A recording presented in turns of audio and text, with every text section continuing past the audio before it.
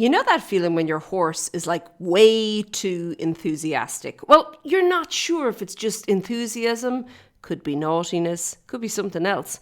But when it happens, it can be a real sticking point for you and your horse in your training. Well, today I'm answering a question from a lovely listener about her horse and her horse being a little bit, in her words, too spicy. Okay, let's dive in.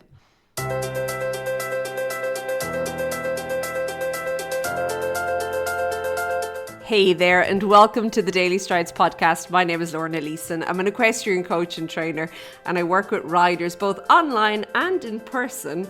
And my whole goal is to help get them unstuck, especially if they're riding alone without a full-time trainer or coach.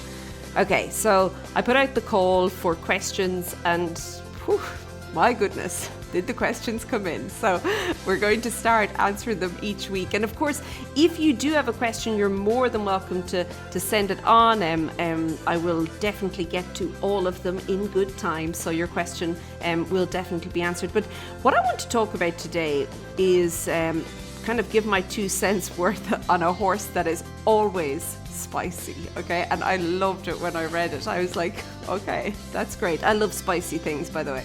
The spicier the better. So yeah, I thought that was quite a fun way to describe her lovely horse. But I think it can be a fun way to describe it, and yet when you're in the day-to-day situation, it's not all that fun at all. So this particular horse, he likes to do handstands. It sounds like he's like the king of the booking, and whenever she's trying to do something with him, he's just booking and booking and booking. And then he might kind of go okay, but then he'll start again. Now, she has assured me that she's checked for soreness, she's done all the stretches, he's on the correct food, all of that fun stuff. But that is actually where I want to start here, because very often with horses, we can kind of check for soreness through how we think they might be sore. Now, I've seen this with horses before where it's actually been like a jaw issue, and like which is the furthest thing that you could think of if it was the horse was booking, okay? And I've also seen ulcers can have that effect. It just affects the whole temperament. The horse is just not happy. He's not enjoying life. So I do think that if like it's not coming right, and if this is something that's going on and on and on, and I've got more suggestions now, okay, so bear with me, but I would say definitely maybe get a second opinion from a different professional to come in and have a look. And professional being obviously your vet, but maybe like a chiropractor, equine bodywork therapist, somebody like that who can also then come in and have a look. It could be a saddle fitter. Okay, there's lots of professionals. Okay, so depending on where you are in your part of the world, you'll have to find the professional that suits you. But I think that when our horses are having issues, of course the dentist is the other one, but when there are issues going on, we can sometimes look for the most obvious, and we'll kind of, like the standard, like run your kind of finger and your thumb along their back, okay? And you're like, nope, no pressure there, we're golden, okay?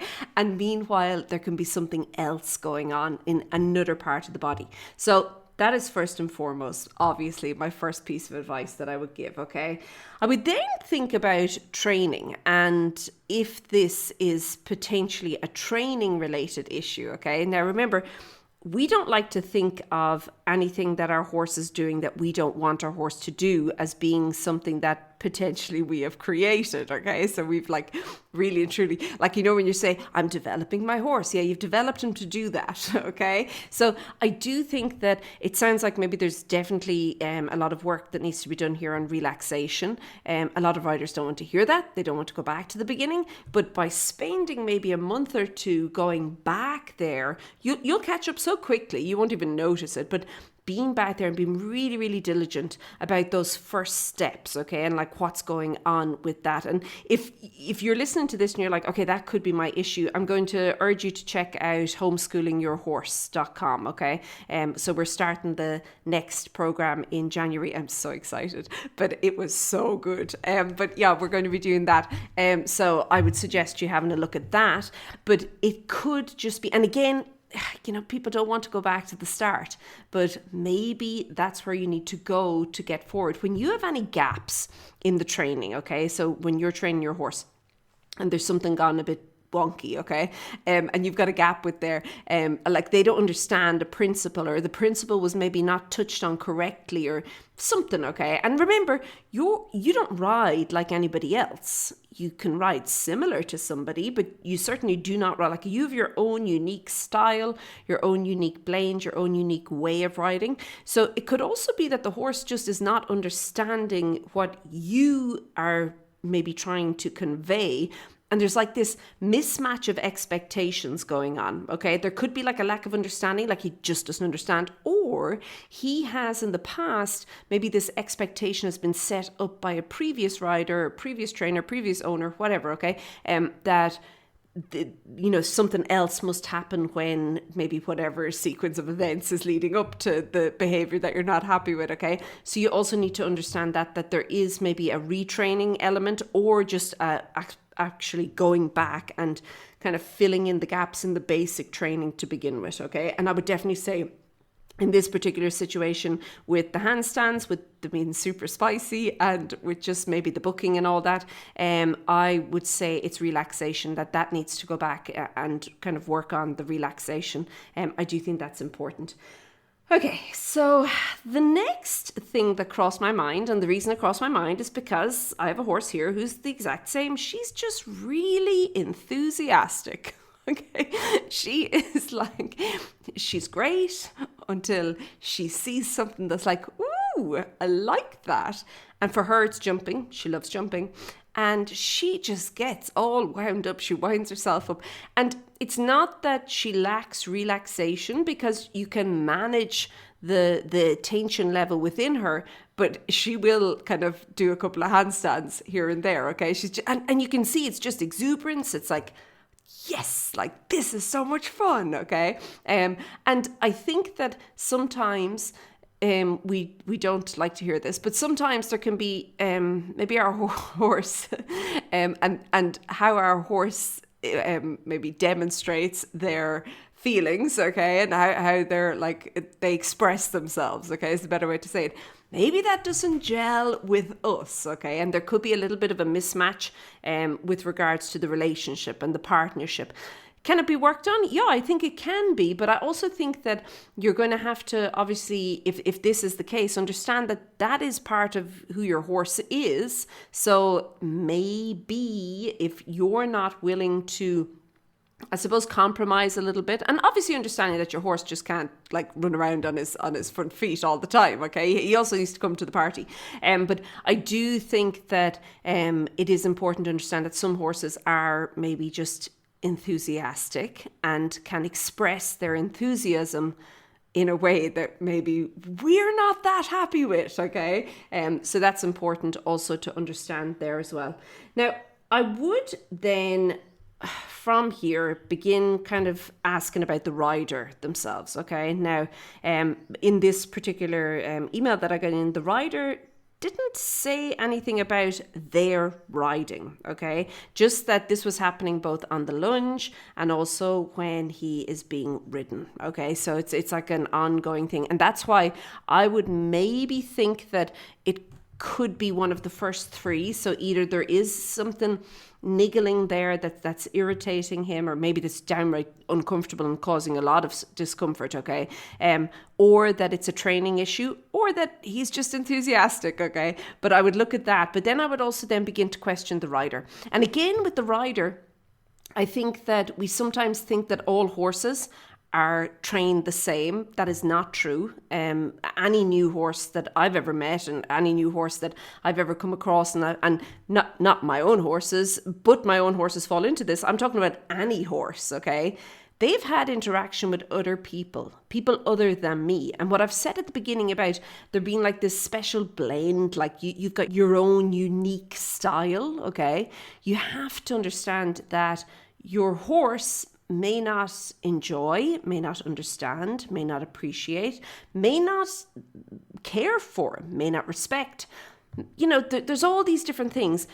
your horse just might not be in alignment with your particular approach to things. So I would say a good way to test this out would be to ride another horse and to see what sort of a response or reaction you get from the other horse, and preferably a horse that you're not always riding, okay? Because remember that if it's your own other horse who's completely used to you, he's not going to do anything. But if you could ride a horse who is like a different horse, that you're not used to this horse and this horse is not used to you, that could be a good way of assessing that. And then from there, I would strongly suggest, just for all riders, to begin videoing yourself. Like, take videos, and it can be so uncomfortable looking back at the videos and thinking, oh my goodness, like, is that really what's happening? But this is really the only way you're going to improve yourself, and you'll be able to maybe pick up on certain things that are going on for you, okay, so in what you're doing and how you're riding, and then be able to actually begin to make changes yourself. And especially if you're working alone, this could be really important for you as well, okay? And then I would ask then, really and truly, in the long term, if this is going on and on and on. Now remember, you have to make this decision for yourself, but sometimes as riders, we can fall into a little bit of a trap of thinking that we've maybe got our horse and our horse has to stay with us forever. And while that's a lovely idea, and it very often works for loads of people, sometimes it doesn't work, eh? And it's just like your human relationships, the relationships with other people you have. People will come and go in and out of your life, and they come and go for a reason. And it's usually that there was kind of maybe a difference of values, and it's usually because one person has changed or is changing, okay? So you kind of get this where maybe what once matched and what once lined up, as you develop, as you grow as a rider, and as your horse develops and grows as a horse, maybe the match is not as, I don't know, great anymore, okay? And it is something to consider. I think holding on for the sake of holding on when maybe nobody is happy, probably not the best thing to do, okay? So it's also, I think, and that can be a big kind of a mental block for many riders. But I think it's also maybe one of the ways that as riders we need to take responsibility and to almost like advocate for our horses, because your horse can't make that decision. And I'm not just saying pass your horse off to the next person, okay? Like, you've got a problem and just get rid of him. That's not what I'm saying at all. All I mean is that potentially maybe the match is not as great as maybe your horse could be with another rider and really and truly like love it and love everything about that rider, or you could be with another horse and the same thing. But I do think that as riders and as horse owners, okay, we do have to be aware of these things. We have to kind of, again, it's not a comfortable thing to think about. I'm sure people are listening going horrified. How could you sell your horse? But, if everybody's miserable, how could you not? Okay. But I do think that it's important to consider that as well. And that would be what I would do there. Now, what I'm going to do is I'm obviously going to reply to this email personally, and I'm going to invite you to shoot me a video of what is going on so I can look at it. And anybody that I am going to answer the emails to, I will invite them to do the same thing and to give a little bit more feedback. But I do think that, again, if you have a horse who is super spicy, okay, and if you have a horse who is bucking a lot, hopefully you can maybe follow through a couple of the suggestions that I've laid out here and see what happens. My final one would be, by the way, I spoke about the rider there, but then putting a different rider onto the horse. Do you get the same response? Okay, so that would be another way to kind of assess if the challenge is the rider, if the challenge is the horse, if the challenge is just that particular horse and rider combination together. Okay, you can, by maybe changing some of the circumstances around it. So in this case, putting a different rider on, you can begin to look at that and see if it is indeed an issue for you and your horse going forward. Okay, I do hope that this was helpful. And if you're celebrating Thanksgiving, wherever you are in your part of the world, I do hope that you're having a great day and you are enjoying all of the it's a kind of festivities, isn't it? I think it's kind of the kick. We don't celebrate it, but I'm pretty sure it's the kickoff for like the whole holiday and Christmas season now going forward. So I do hope that you are having a great Thanksgiving as well. And one final thing, we of course are going to be running our annual Black Friday special. So if you're interested in that, you can pop on over to stridesforsuccess.com/black, and all the info is there. Okay, I'm going to leave it at that. I hope this was helpful. If you have any challenges with your horse, you're more than welcome to send me an email and I will answer your question here in the podcast as well. Okay, have a super one. Chat to you soon. Be good. Bye.